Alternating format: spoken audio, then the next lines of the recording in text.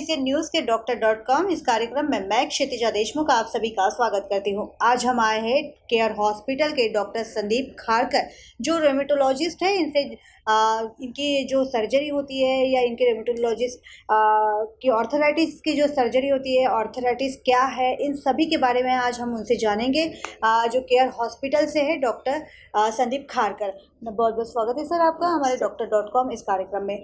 Sir, मेरा पहला आपको सवाल है कि ऑर्थराइटिस ये जो है ऑर्थराइटिस क्या है? सबसे पहले ये हमारे आप दर्शकों को बताइए। हाँ जी, तो जो आर्थराइटिस ये शब्द जो है, इसका अर्थ है सादा सरल भाषा में अपन उसको गठिया बोल सकते हैं या गठियावात बोल सकते हैं। ये जो बीमारी है ये जॉइंट्स रिलेटेड है। जहाँ पे दो बोन्स मिलते हैं उसका एक जॉइंट तैयार होता है। वो जॉइंट में इन्फ्लेमेशन यानी जख्म टाइप अंदर से होता है, जिसके कारण पेशेंट को असहनीय दर्द होता है, जिस दर्द के लिए पेशेंट चल भी नहीं सकता, पेशेंट को उठ भी नहीं सकता। और इस बीमारी में पेशेंट को डिफॉर्मिटीज़ भी आती है, यानी कि जॉइंट्स चिपक जाने के कारण जो चेंजेस इन दी जॉइंट होता है तो डिफॉर्मिटीज़ भी आते हैं। सबसे अच्छी चीज़ है कि यदि इसका निदान अच्छे से होए और जल्दी से निदान होए और इसकी ट्रीटमेंट यदि चालू करें तो इसका रोकथाम कर सकते हैं हम।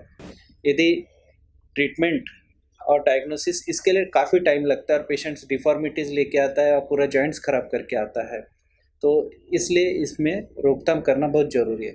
साथ में ये जो बीमारी है आर्थराइटिस, हमारा एक विजन रहता है कि आर्थराइटिस बोले या गठियावात बोले तो ये सिर्फ जॉइंट रिलेटेड रहता है, बट ऐसा नहीं है। हमारे 114 प्रकार के वात की बीमारियाँ रहती है, जिसमें आँख से लेकर ब्रेन से लेकर किडनी, हार्ट, लीवर इसको भी अफेक्ट करता है।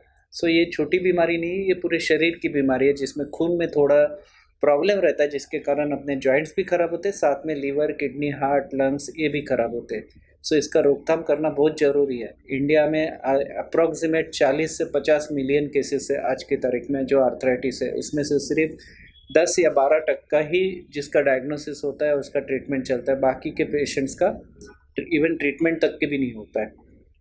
इसलिए ये बहुत ज़रूरी है कि इसका निदान जरूरी है। तो आप जब भी पेशेंट को जो लक्षण आते हैं आर्थराइटिस के, इसमें डॉक्टर की राय लेना बहुत ज़रूरी है, और जितने जल्दी राय लेते हैं उतना अपना जॉइंट बचता है और शरीर भी बचता है। बिल्कुल, आपने जैसे आप भी बताया कि डायग्नोस होना मतलब बहुत ज़रूरी है, तभी हम इसका इलाज कर सकते हैं। तो इसके लक्षण क्या है, सिम्पटम क्या होते हैं?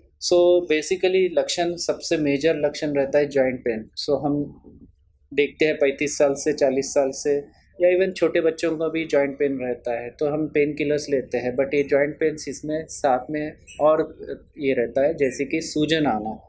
जॉइंट जहाँ जहाँ पेन होता है अलग अलग जॉइंट्स में, वहाँ पे सूजन आता है, जिसके कारण उसकी मोबिलिटी रिस्ट्रिक्ट होती है, यानी हाथ पैर का जकड़न ज़्यादा रहता है। बेसिक लक्षण है जब कभी जॉइंट पेन रहता है। अर्ली मॉर्निंग स्टिफनेस जिस चीज़ को बोलते हैं हम, सुबह उठे पेशेंट को जकड़न रहता है, उठने में तकलीफ होती है, हाथ पैरों में काम करने में तकलीफ होती है। ये specifically rheumatoid arthritis related arthritis का लक्षण है। साथ में जैसे मैंने बताया कि आपको आर्थराइटिस ये बाकी शरीर को भी अफेक्ट करता है, तो हार्ट का प्रॉब्लम, लंग्स का प्रॉब्लम, आँखों का प्रॉब्लम, मुँह में छाले आना, किडनी, अतड़ियों में प्रॉब्लम आना, ये भी साथ में उसके साथ रहता है। इन जॉइंट्स जैसी स्वेलिंग रहता है वैसे उसमें टेम्परेचर बढ़ता है, तो हाथ लगाने के बाद उसका टेम्परेचर ज़्यादा रहता है, लालपना रहता है और restriction of movement. Major joint related जो कंप्लेंट्स है ये अर्ली मॉर्निंग स्टिफनेस यानी सुबह जकड़न रहना, जॉइंट में स्वेलिंग आना, जॉइंट में पेन रहना, जॉइंट का लालपना आना और रिस्ट्रिक्शन रहना, साथ में बाकी अवयव का भी अपना लक्षण रहते हैं। बिल्कुल। ये बताइए डॉक्टर कि ये जो ऑर्थराइटिस होता है ये होता क्यों है और इस पर उपचार किस तरह किया जाता है? देखिए, जैसे मैंने बताया आपको 114 प्रकार के हमारे जो आर्थराइटिस रहते हैं, तो ये वो आर्थराइटिस कुछ रहते हैं जिसमें खून का दोष रहता है, जिसमें कोई एंजाइम का दोष रहता है, और तीसरा रहता है जैसे कि मोटापे में जो दिखता है ऑस्टियोआर्थराइटिस। जो खून का दोष रहता है उसको हम इम्यूनोलॉजिकल आर्थराइटिस बोलते हैं, तो जिसमें रूमेटॉइड आर्थराइटिस, एसएलई, जोग्रन्स ये अलग अलग प्रकार के रहते हैं। जो एंजाइम की जो रहता है जिसमें अपना कैल्शियम का मेटाबॉलिज्म या यूरिक एसिड का मेटाबॉलिज्म में प्रॉब्लम्स आता है। ये जैसी गाउट रहते हैं, गाउटी आर्थराइटिस रहते हैं, ये कुछ एंजाइम्स के कारण होता है। और तीसरा रहता है कि ऑस्टियोआर्थराइटिस, जिसमें अपना वजन ज़्यादा रहता है या ओल्ड एज के कारण होता है, जहाँ पे जॉइंट्स घिस जाते हैं, उसमें डैमेजेस हो जाता है because of old age. Because of weight, so उसमें ऑस्टियोआर्थराइटिस रहता है। सो हर एक आर्थराइटिस के ट्रीटमेंट भी अलग जाती है, उसका निदान करना बहुत ज़रूरी रहता है और उसके कारण उसका उपचार में पद्धति में बदल आ जाता है। बिल्कुल। क्या आर्थराइटिस में जोखिम, किस तरह की जोखिम आती है? हाँ, तो जो अपन रिस्क। ने पहले जो बताया जिस तरीके से कि जॉइंट में रिस्ट्रिक्शंस आ जाते हैं, जॉइंट में डिफॉर्मिटीज़ आ जाती है, जॉइंट चिपक जाता है एक में एक से, तो उसके कारण जो पेन पकड़ना बोलो या चलना बोलो या पीठ की रीढ़ का यदि जॉइंट चिपक जाए तो झुक जाता है आदमी, सो उसका चलना फिरना बंद हो जाता है। ये जॉइंट रिलेटेड रिस्क है। बट बाकी रिलेटेड रिस्क जैसे कि आँख में अंधत्व आ जाना, यूवीआइटिस जैसी रहता है, कॉर्नियल ओपेसिटीज आ जाता है ड्राइनेस के कारण, तो उसमें आँख का अंधत्व आ जाता है। मुंह में रिपीटेड छाले आने के कारण दांत खराब होना, मुंह के पास आना, हार्ट का प्रॉब्लम आना, जैसे कि एंकोलोजिंग स्पॉन्डिलोसिस में हार्ट में गति का प्रॉब्लम आ जाता है, उसका उसमें पेसमेकर्स डालना पड़ता है। या फिर हार्ट के आजू बाजू पानी जमना, हार्ट की मसल कमज़ोर हो जाना, लंग्स खराब होना, जैसे कि अस्थमा जैसी टाइप रहता है, इसमें इंटरस्टिशियल न्यूमोनाइटिस होता है जिसमें लंग्स पूरे खराब हो जाते हैं और पेशेंट को बाईपैप और सीपैप तक के जाना पड़ता है। लीवर खराब हो जाना, लीवर में जहाँ पे भी खराबी आ जाती है वहाँ पे फिर अपचन और बाकी की चीज़ें। सो मेजर थिंग है जैसे कि एसएलई वगैरह जो यंग लेडीज़ में होता है जिनका जस्ट 24-25वां चालू होता है, उसमें प्रेगनेंसी, इनफर्टिलिटी, एबॉर्शंस, बहुत सी चीज़ें रहती हैं। ये शरीर में हर जगह पे एक्शंस करता है, तो इसका ये रिस्क फैक्टर्स है कि अपन एक स्पेसिफिक बोल नहीं सकते, लेकिन रिस्क फैक्टर पूरे शरीर में अफेक्ट करने लायक रहता है। बिल्कुल। आर्थराइटिस में जॉइंट रिप्लेसमेंट करना ज़रूरी होता है? हर जॉइंट का अपन रिप्लेसमेंट नहीं कर सकते, जैसे कि स्मॉल जॉइंट्स रहते हैं, हाथ के जॉइंट्स रहते हैं, पैरों के फिंगर्स के जॉइंट्स रहते हैं, स्पाइन का रहता है। हाँ, बट जैसे कि ऑस्टियोआर्थराइटिस जो रहता है इसमें नी रिप्लेसमेंट, हिप रिप्लेसमेंट ये चांसेस ज़्यादा आते हैं, जिसमें वजन ज़्यादा रहता है, जिसके कारण अपना जॉइंट्स ज़्यादा खराब होते हैं। तो बड़े जॉइंट्स का रिप्लेसमेंट आ सकता है, जिसको जनरली डिजेनरेटिव चेंजेस यानी ओल्ड एज के कारण जो होते हैं उसमें ऑस्टियोआर्थराइटिस रहता है। और ऑस्टियोआर्थराइटिस में रिप्लेसमेंट्स के ज़्यादा यानी बेसिक ट्रीटमेंट भी रिप्लेसमेंट रह सकती है उसमें, बाकी जो प्रकार के जो जॉइंट आर्थराइटिस है उसमें नहीं रहता है। आपने अभी इतने आर्थराइटिस के जो हमें टाइप्स बताए हैं, तो इन मरीजों को किस तरह से डाइट अपना फॉलो करना चाहिए, किस तरह का डाइट लेना चाहिए, हाँ क्या जी, बताओगे? डाइट सब बेसिक ट्रीटमेंट में सबसे पहला चीज़ आता है डाइट। डाइट सबसे ज़रूरी चीज़ है। जैसे अपन ने बात की रूमेटॉइड आर्थराइटिस या इम्यूनोलॉजिकल आर्थराइटिस, इसमें जो रेड मीट रहता है जिसके इम्यूनोजेनिसिटी ज़्यादा रहती है तो वो नहीं लेना चाहिए। कहीं कहीं बताया जाता है कि ठंडा खट्टा चीज़ों से अपना पेन बढ़ता है, तो वो चीज़ों से यदि तकलीफ़ होती है, एज़ पर पथ्य ऐसी नहीं रहता, बट यदि उस चीज़ से तकलीफ़ होती है तो वो नहीं करना चाहिए, या वो नहीं सेवन करना चाहिए।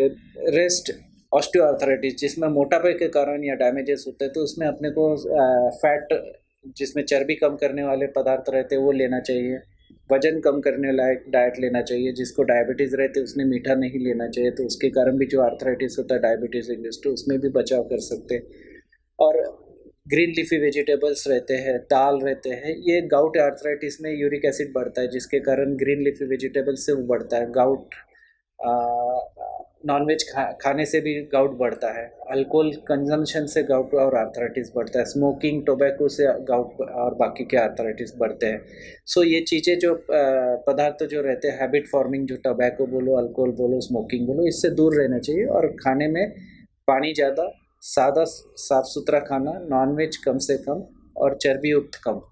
सो इससे अपना वजन भी कम होगा और आर्थराइटिस का प्रमाण भी कम होगा। डॉक्टर, एक सवाल ऐसा है कि जो आर्थराइटिस के मरीज़ होते हैं उनमें कई बार ऐसी मिसअंडरस्टैंडिंग होती है कि ज़्यादा हमने एक्सरसाइज नहीं करना चाहिए, ये योगा किया तो मतलब जॉइंट का पेन है तो और भी बढ़ सकता है, जी। तो क्या बताना चाहोगे ऐसे मरीजों को हाँ आप? जी, तो बेसिकली कैसे है कि ऑस्टियोआर्थराइटिस में जनरली डैमेज होता है, डिजेनरेशन होता है घिसाई के कारण जॉइंट्स में, मोटापे के कारण नी जॉइंट्स, हिप जॉइंट्स, इस पे अफेक्शन होता है।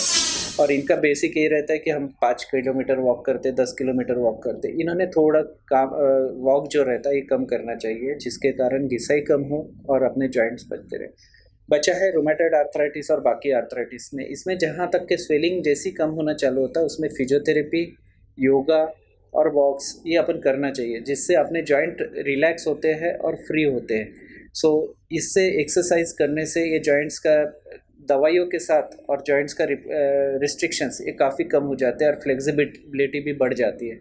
सो योगा करना बहुत बेहतर चीज़ है। साथ के साथ अपना जो मॉर्निंग वॉक बोलो, साइकिलिंग बोलो, स्विमिंग बोलो, ये चीज़ें जॉइंट्स के लिए काफ़ी अच्छे रहते हैं। सो हम ये भी सुबह उठे बराबर यदि जॉइंट टाइटनेस रहता है तो थोड़ा सा योगा, सूर्य नमस्कार करेंगे तो जॉइंट्स फ्री होना चालू हो जाता है और उसका रिलीफ अपने को उपचार में भी दिख जाता है। बिल्कुल। क्या मरीजों को आप संदेश देना चाहोगे, आर्थराइटिस के मरीजों को? आर्थराइटिस के मरीजों को सबसे बड़ा संदेश, सबसे पहला संदेश है, जहाँ पे भी आपको जॉइंट पेन्स रहता है, जिसमें कहीं इंजरीज नहीं रहती और जॉइंट पेन रहता है। दूसरी चीज़, सुबह के वक्त जकड़न रहता है। तीसरी चीज़, जॉइंट में स्वेलिंग और गठिया टाइप गठाने आ जाती है। इन्होंने सबसे पहले डॉक्टर से पास जाना चाहिए और निदान करवाना चाहिए कौन से प्रकार का आर्थराइटिस है, किस प्रकार का आर्थराइटिस है, और जो भी प्रकार का आर्थराइटिस है उसके हिसाब से उसका उपचार करना चाहिए। ना कि एक ही ट्रीटमेंट सबके लिए, पेन किलर्स या फिर स्टेरॉइड्स, यही ट्रीटमेंट नहीं है। इसमें काफ़ी ट्रीटमेंट है और काफ़ी अच्छे साइंटिफिक स्टडीज़ हो चुके हैं जिसमें आपका आर्थराइटिस काफ़ी प्रमाण में कम कर सकते हैं और नॉर्मल लाइफ जी सकते हैं। बिल्कुल। बहुत अच्छा संदेश और बहुत अच्छी जानकारी डॉक्टर जो है संदीप खारकर इन्होंने हमें दी है। केयर हॉस्पिटल से है ये। और कई बार इनके पास ऐसे बहुत सारे पेशेंट आते होंगे जिनको अभी तक इन्होंने ठीक किया है और उसी अनुभव के तौर पर उन्होंने इतनी अच्छी जानकारी हमारे दर्शकों से साझा की है। इसके लिए बहुत बहुत शुक्रिया सर। आज के कार्यक्रम में वक्त चला है यही रुकने का। देखते रहिए doctor.com। और भी डॉक्टर के साथ हम आपको मिलवाएंगे और अच्छी अच्छी जानकारी आपसे साझा करेंगे। नमस्ते।